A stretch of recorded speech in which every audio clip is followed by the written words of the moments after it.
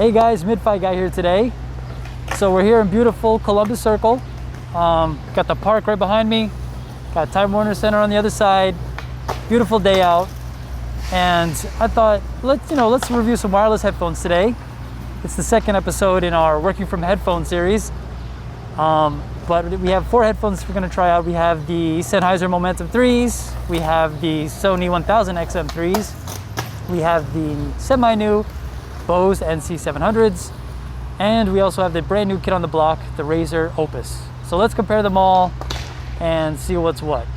And while we're out here, let's get some sweet B-roll. Stay tuned.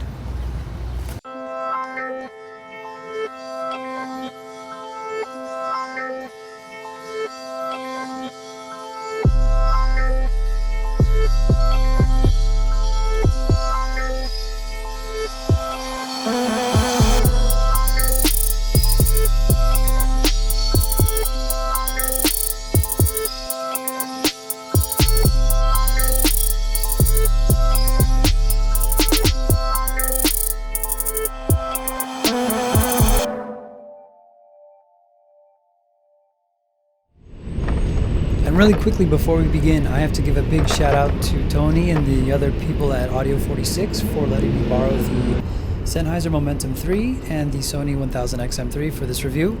Check the link in the description to find their website. Hello, welcome to part 2 of Working from Headphones. Today we're here to talk about wireless. So each option here has ANC, or active noise cancelling, which takes the ambient noise surrounding you. It uses external mics and digital wizardry to quiet it down and makes your listening environment a peaceful, blissful paradise, or at least attempts to. Another fun tidbit, each headphone here prompted me to update the firmware on the headphones. I guess it made me feel all warm and gooey to know that my headphones have the latest software, but it's funny to think that this is now the new normal for wireless headphones. It's like when you first get a gaming console in 2020. You have to spend the first 2 hours downloading and installing the latest software updates. And really quickly, if you'd like to see more reviews like this, please hit the subscribe button below. I'm trying to get my subscriber count up. So let's see how that goes. So let's start with the Momentum 3s. Let's unfold them. This is how you turn them on, by the way. As for initial connection without an app, there's no clearly labeled pairing button. There's also no clear NFC label on the cups, unlike the Sony's. I'd say it's the least user-friendly to connect, unfortunately, but there is an NFC chip, you just have to find it. It's not ideal, but once you do connect, it is a breeze. As for the price and extras, these retail for $400, but street price is about $350. And something to note, these come without a hard case. It has a case, but it's soft and not as supportive as the other ones. As for the codecs, it does aptX HD, aptX low latency, and AAC over Bluetooth 5.0. And something to note, this is the only headphone in this roundup that supports aptX low latency. So if you absolutely need your audio to be in sync with your game, with your videos, then keep that in mind. As for the sound, overall they're the most neutral headphone of the 4, but still a tad thin sounding. Like the drivers really aren't being pushed to their potential. Pop sounds great, dynamics and impact are there, though clarity feels a tad veiled. And definition is good for a wireless headphone. Violins come across crisp and sharp with a neutral presentation, leaning towards bright. I like the sound signature here given the constraints Sennheiser was under to make a wireless headphone. They did a really good job considering. As for the comfort, let's put them on, but they feel light on the head at 305 grams. The clamping force is a bit on the strong side. It's enough where it can feel uncomfortable after several songs. The adjustable rings make it easy to resize here, but it's almost too easy, I'd say. When taking the headphones on and off, they tended to slide, so they don't really stick as much as I'd like. As for the finish, excellent looks. I actually like the original Momentums the best, but those were on-ear, these are over-ear, and for what they're able to accomplish with the over-ear, it looks really, really nice. You got the metal headband wrapped in stitched leather, and if you're going for like an elegant or sophisticated look, these are the ones to go for. As thoughtfully designed as the Bose headphones are, the Momentums just have this classic and more timeless look to them. So as far as the ergonomics and ease of use, I like the big indicators for left-right on the inside of the ear cups, always handy. The button placement to me is a bit high up. The natural position of where I would want to put my thumb, where it would normally rest, it would fall on the pairing button. So it is kind of a learning curve for you to reach up and get the correct buttons you need. The rubberized buttons aren't easy to press as the Razers right here, but they are really well constructed, and I feel like they're going to last a really long time. So the music pauses automatically when you're removing these from your head. It is a really nice touch. It also turns off automatically when folded, so you don't have to hold a button or anything like that. So there's no simple touch controls at this price range in 2020, and that's kind of questionable. I understand the desire to maybe not have touch controls due to reported issues with the Sony XM3s here. In cold temperatures, it did have issues. So these are more like tried and true. But even like a simple up or down swipe to adjust the volume would be preferred. This may be less of an issue if the buttons were more intuitive and well placed, but unfortunately in the Momentum 3's case, they're not. Now let's talk about the app. It does support an elegant looking EQ, but it is weird. You can tweak the bass, treble, and mids, but you can't isolate a frequency without affecting the others. For example, if I turn down the bass, it also turns down the treble for some reason, and I'm not sure why Sennheiser decided to do this. Maybe it's more user-friendly in their testing, I'm not sure, but it's not for me. I guess for most people this would work fine, but if you're spending $400, they should have made a manual mode EQ as well for just better control. Now, since these are wireless headphones with their own software and hardware inside, let's talk about bugs. So for these, the Momentum 3s, the music randomly did like pause or cut out on its own without me doing anything. I'm guessing it thought I was trying to take them off. The saving grace here is that you can turn off this feature in the app. And also, if you take the headphones off and hit the play button, it will override the auto pause feature.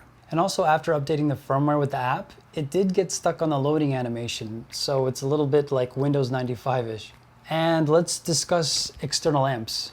I know most of you may not plug this into an external amp when you sit at your desk, but I really wanted to see what happens to these cans when being fed from an ADI2 right here. I'm curious if there'd be any change, and if so, how much. As for the Sennheisers, they are an instant top performer when plugging into an external amp. I was wowed. You would get amazing dynamics that would show off just how good the drivers actually are. And going back and forth between Bluetooth and the wired connection, I noticed how compressed Bluetooth sounded, even though I was connected via aptX HD. Bass is plentiful, but still very well defined and tight. It did have slightly recessed mids, but they're clean, and they did have excellent definition. I'm telling you, it sounded so good that it was hard to stop listening. I was enjoying it that much that it was hard to put down. This tells me that if Sennheiser tweaked their internal amp inside the Momentums, that they would seriously blow the competition out of the water just for straight sound quality. I understand that manufacturers have to strike a good balance between performance, battery life, and weight, but I hope that they find this balance in the next iteration, as I'd love to have something closer to what I was hearing from the ADI2 on the go. Now let's talk about the Sony 1000XM3s. You know this headphone, I think we all do. They were the current king, but we'll see if that holds up to the test. As for the initial connection without an app, super easy. I just paired it via NFC. I'm used to seeing the NFC logo on certain things, and Sony had it here. It's very elegant. You just tap your phone to it and it just auto connects. The price and extras, these retail for $350. It's also the same as the street price. As for the codecs, it supports LDAC, aptX HD, and AAC over Bluetooth 5.0. And let's get into the sound. So it was a little disappointing to me because I felt like they had less definition than the Sennheisers. It sounded almost muddy or boomy in comparison, but they are more full-bodied. I enjoyed mid-forward songs with vocals more on the Sonys.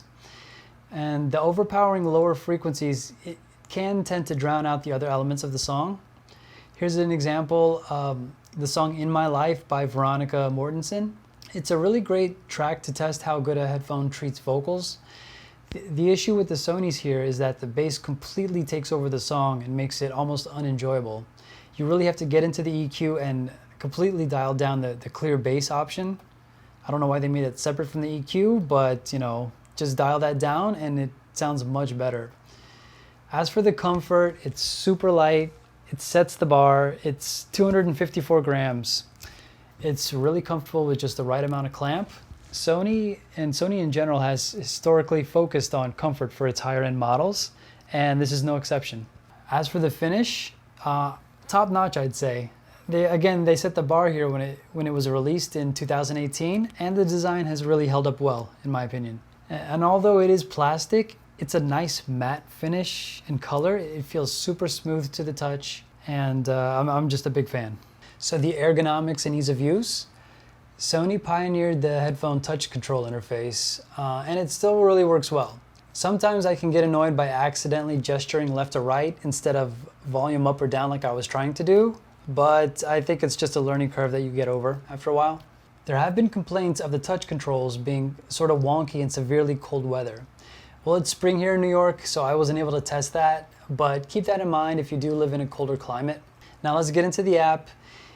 It is a bit of a gimmicky mess. It's typical Sony, like throw all the features you can at a certain product. It wants you to record your ear or take photos or a movie of your ear so it knows better how to tune the noise cancellation. I don't know how well that works, but I did set that up. It also has a DSEE-HX toggle, so it's supposed to upscale MP3s and bad sounding audio.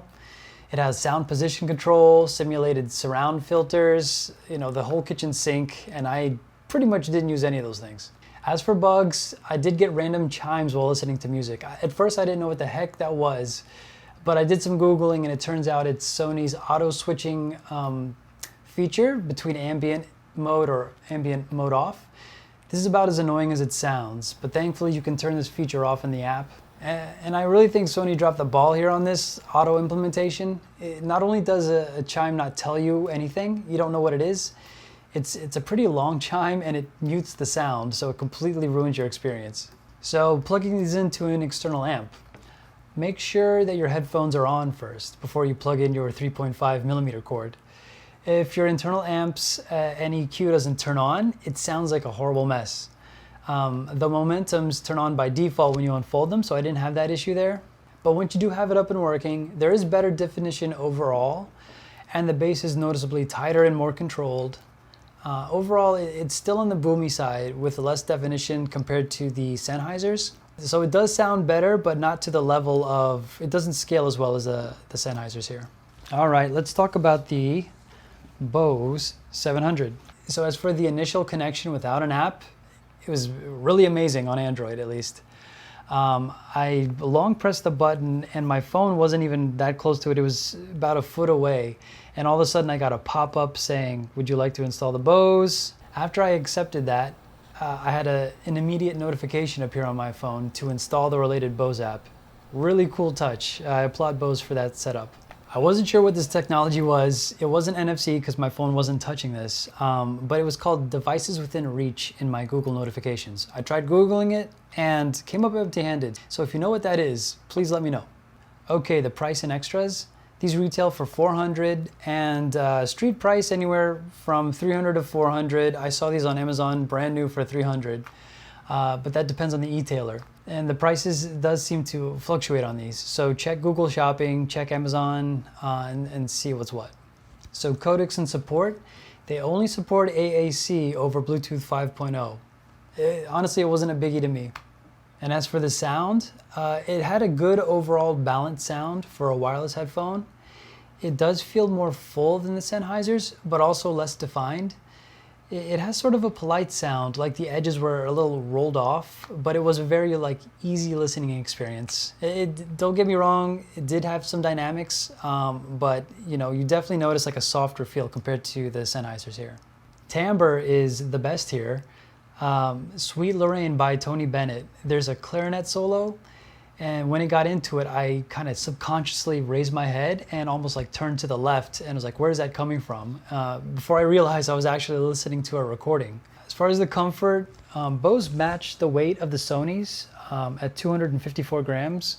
Very little clamping force, which is great. The trade-off being there is more pressure from the top of the headband, but I would say it's more of a balance. You feel the same pressure here as you do up here almost, which is a nice feeling. As for the finish, I'd say it's the best looking of the three. I know beauty's in the eye of the beholder. Many will like the Sonys instead, but you can't knock the craftsmanship and build quality of these. It's really cool how they're able to just have the swivel mechanism and then just this single arm that goes up and down. It's a really cool feeling once it's in your hands. And I'll say when it's in your hands, it just feels more expensive than the other headphones here, if that makes a difference to you. So ergonomics and ease of use, these were the easiest to use for me. Everything just seemed super well thought out and super smart. But there is a robot voice that does sound cheap, like some 1980s or 90s text-to-speech program. I bet there was a fight in the Bose meeting room on whether or not they should use this voice or not. The added benefit here is that these are not predefined phrases. For example, the 700 will say, connected to Xperia XZ2 Compact, versus Bluetooth connected like the other headphones here. The touch controls have no annoying beep, unlike the Sonys, which beep after you do any little thing. Sort of like a feedback kind of gesture, but I think it's a plus that the Bose don't have it. I find that feature kind of annoying to me. And as far as the app is concerned, the EQ is buried in the menu and not front and center like the other apps. But it is cool that you can save different presets for the 3 levels of noise cancellation. But honestly, I was fine with sticking to the default 3. And overall, it's just a general app, nothing special about it. It does have more features than the Sennheiser and the Razer, but not as much as the Sonys. So as for bugs, the music did randomly pause or cut out at certain time. I wasn't sure if it was due to interference, but it did happen with my Android. But I noticed that was during the beginning of me using this. I haven't noticed it recently, so I'm not sure if that's an issue for you, but I did notice it at first. As far as plugging these into an external amp, make sure your headphones are on first, just like the Sonys here. If it doesn't, it does sound really messy, but it does have better dynamics and impact like the Sennheisers. The 700s still retain their soft, kind of rolled off sound. It does scale with an external amp, but not nearly as much as the Momentums. Okay, let's put these away for the new kid on the block, the Razer Opus. Really cool name. As for the setup, there's no NFC or Bose magic here. I had to connect via plain old Bluetooth, searching and pairing. Not a big deal, it worked fine, I'm used to it. As for price and extras, so this retails at $200, and the street price is the same since it is a new headphone.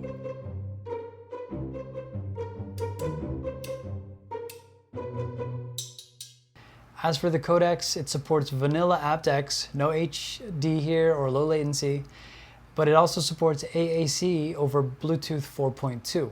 As for the sound, it was sibilant and a bit harsh on certain vocal heavy tracks. Definitely not the best headphone here for that. But it also, I have to say, it sounds hollow with a lack of definition. Compared to the others here, it sounds a bit tinny, like you're listening through a tin can. Horrible thing to say, I know. But overall, they sound average for a wireless headphone. It'll get the job done, but it's nothing to write home about. Comfort, not bad at all. They weigh 265 grams, so right in the middle. But they do sport like soft, cushy pads. And I'd say the clamping force is medium to light. It's not bad at all. And you feel next to no pressure coming from the top of your head, which is a welcome change here. As for the finish, it's complete and straight Sony knockoff. I honestly wondered when I first opened these up if they partnered with Sony to make a cheaper version of the XM3s, but that's definitely not the case. Everything from the form factor to the packaging is nearly identical. It's kind of hilarious to me. I mean, I'm not really mad at Razer or anything. If it ain't broke, don't fix it. But they definitely don't get any points here for trying anything new. And also, I'm not a fan of the branding with the shiny Razer and THX logos and symbols on the side. The others have branding, but it's more tastefully done. These just feel like you're a walking ad. Ergonomics and ease of use. There's no touch controls here like the Sennheisers, but the recessed middle button is actually a huge help in finding the other buttons.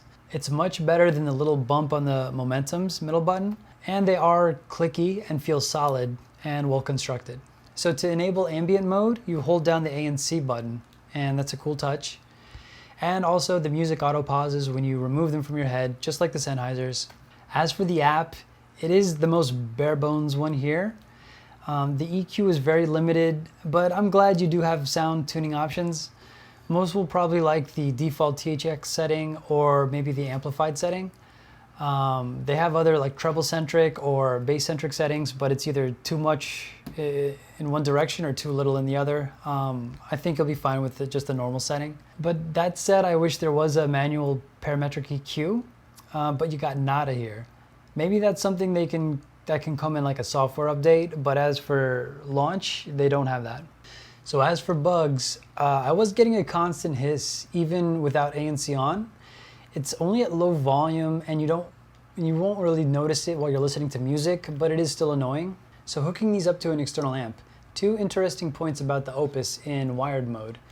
First of all, I didn't have to power them on before using the external jack for them to sound decent like these other two here. But they did sound great without any digital circuitry being on, at least that I know of being on. But note that you won't get any active noise cancellation with the headphones being switched off.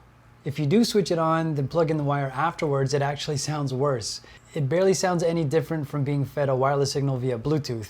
I guess I simply don't like what the EQ and the other digital filters inside are doing by default. At least you get noise cancellation, but I was still getting the same kind of performance with it on or off. And more things to point out, the sibilance is toned down where it doesn't bother me anymore. It's still there, but it really doesn't bug me. And they do scale up really well with the RME. Very dynamic and much more impact. It has great timbre and it feels very neutral with a slight edge towards warmth. Really pleasing sound. The mids and the upper mids are still a tad muddy and they're not as well defined as the Sennheisers. And the soundstage is still very small compared to the other three here. I mean, despite that, I think this reveals how well the drivers are in the Opus. And I think they have the potential to sound amazing, but they're kind of limited by the onboard amp and or aging Bluetooth codec support in wireless mode. I'm not too sure, but I did know that it does sound spectacular, or at least it scales really well with the RME here. And something else to talk about, is it a fair comparison to compare the Opus with the other three here? So the Opus is $200 while the rest retail starting at $350. So let's talk about these. This is the Sony Huron V1. I don't even know how to say it. I'll put little subtitles on so you can see how it's spelled. But they're the little brother to the flagship series, the XM3s. The updated version of these have touch controls. They're the Huron 2s, otherwise known as the 900Ns, and you can buy those brand new on Amazon for $160. As far as how these compare, the V1s compared to the Razer, I actually prefer the stock sound more on the Sonys than the Razers. But I do have to mention the best advantages that the Razers have over the Hurons is two things: USB-C fast charging and much better noise isolation. So if you want better noise isolation and fast charging, go with the Razers. If you want better sound and just an overall better experience, I'd go with the Sonys. I mean, and if you were to ask me about the THX logo here, the THX certification, I mean, I've been seeing it since the mid-90s. I'm sure it went on before that, but honestly, it was just marketing. It's just a very gimmicky thing. And especially now, I read that in 2016, Razer actually bought THX Limited. So they own their entire certification process. So if anything, it's like a marketing ploy to put it on their own headphones. And I understand it.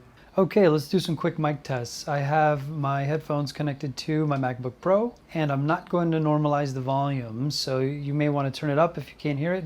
So this is how it sounds recording from the microphone on the Sennheiser Momentum 3. I am connected to my MacBook via Bluetooth, and I am recording via the microphone on board. I'm now testing the mic on the Sony 1000XM3. I am connected again via Bluetooth to my MacBook, testing 1, 2, 3, 4, 5, 6, 7.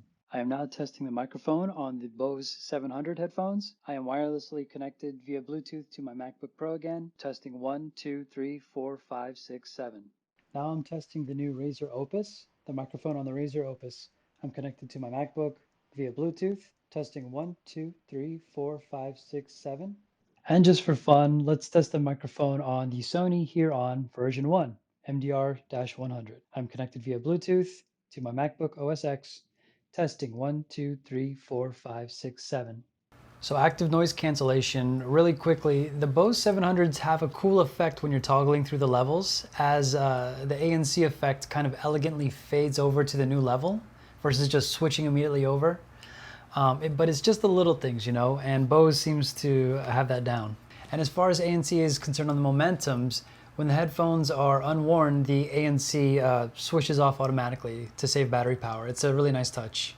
And in addition to the hiss on the Razers, when nothing is playing, it almost sounds like you're at the ocean. It's like a wishy-washy sound. But again, it's only noticeable on pause, but you should know that when it comes to ANC being switched on.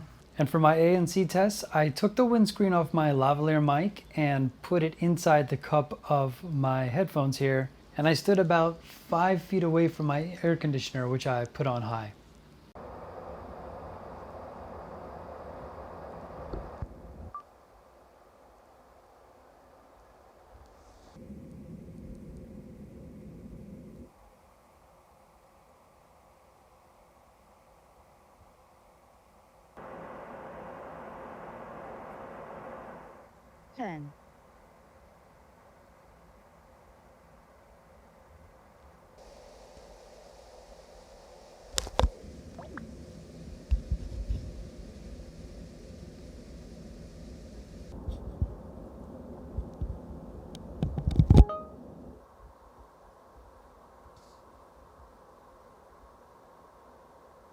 Okay, let's talk battery life all at once here.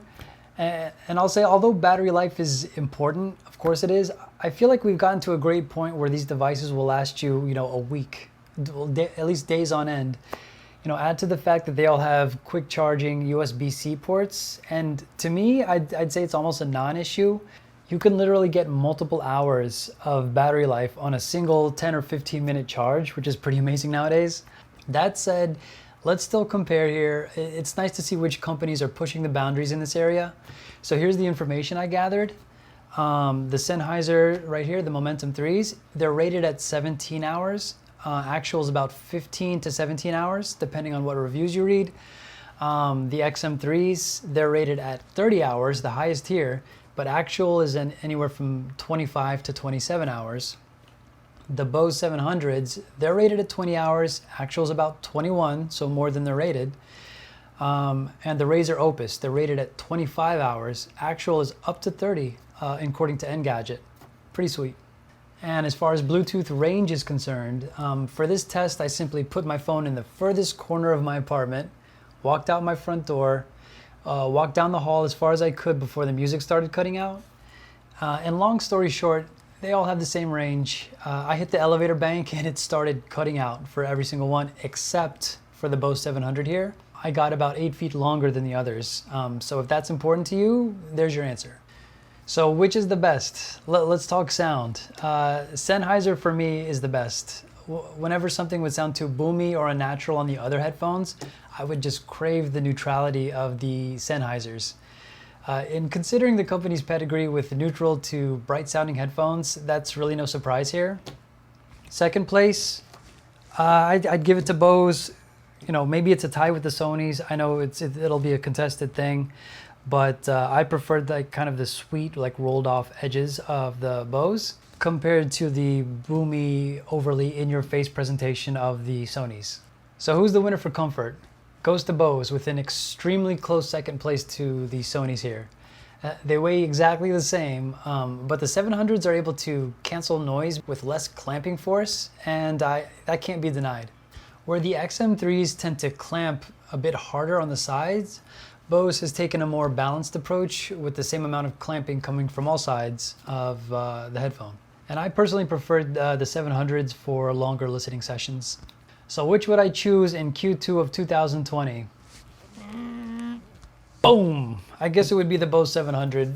If I didn't have these, I would be just as happy or nearly as happy with the Sonys. As much as I wanted the Sennheisers to win, they didn't have the full set of features and just comfort and just overall balance of these other two here, the Bose and the Sonys. And the Bose is it's too nice all around. They really stepped up to the plate this year, or I guess they came out last year, 2019. They saw what Sony did and they slightly tweaked every little detail that they could. It's not to a revolutionary mount by any means, but it's enough where you notice and appreciate the little differences when you're directly comparing these two. And just every time I put these on when I was going back and forth during testing, they just felt the nicest to use on multiple levels. If the Bose is not for you, I would just, I would go for the Sonys next, and then the Sennheisers. If sound quality is your #1 priority, then I would go with the Sennheisers definitely. The Razers, as nice as they are for the price point, I would honestly go with the others here, unless you got this at a really sweet deal for like, $120 to $150 or so. They unfortunately just didn't come close to the other ones here or with the lower tier Sonys that I compared them to previously. So closing thoughts. So this past weekend I was gathering notes for the review and news broke of the upcoming Sony 1000XM4s. On top of that, Apple is rumored to release a brand new wireless over-the-ear headphone this year as well. So that's going to be really interesting. So that means I kind of have to do this all over again soon. But another one to mention is the new drop, Panda, with THX technology built inside. This is currently sold out, and Drop doesn't plan on shipping new units for about 4 months. So that was a no-go for this review, but check out Joshua Valor's review as he compares it directly with the Bose 700s. It's a really great review. There's also the Shure Aonic 50s.